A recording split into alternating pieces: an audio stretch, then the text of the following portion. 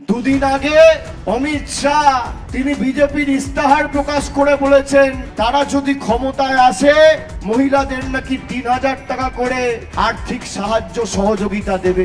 আমি আজকে আমার টুইটারে এক্স হ্যান্ডেলে একটা ভিডিও পোস্ট করেছি।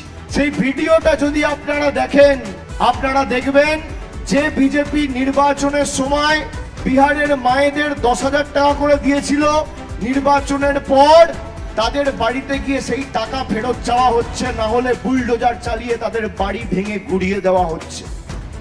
এই হচ্ছে বিজেপির আসল স্বরূপ। অমিত শাহ বলেছেন বাংলায় তারা এলে লক্ষ্মীর ভান্ডার হবে।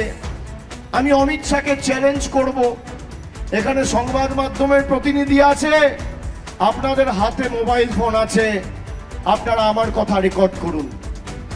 10 থেকে 12টা রাজ্যে এখনো বিজেপির সরকার ক্ষমতায়, পাশে ত্রিপুরায় বিজেপি ক্ষমতায়, আসামে বিজেপি ক্ষমতায়, বিহারে বিজেপি ক্ষমতায়, রাজস্থানে বিজেপি ক্ষমতায়, অরুণাচলে বিজেপি ক্ষমতায়, গুজরাটে বিজেপি ক্ষমতায়, গোয়ায় বিজেপি ক্ষমতায়, ছত্তিশগড়ে বিজেপি ক্ষমতায়, মধ্যপ্রদেশে বিজেপি ক্ষমতায়।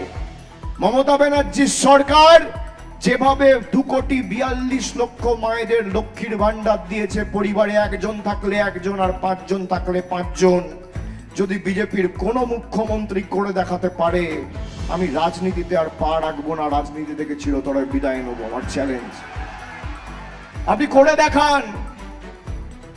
মোদিবাবু আর অমিত শাহকে চ্যালেঞ্জ।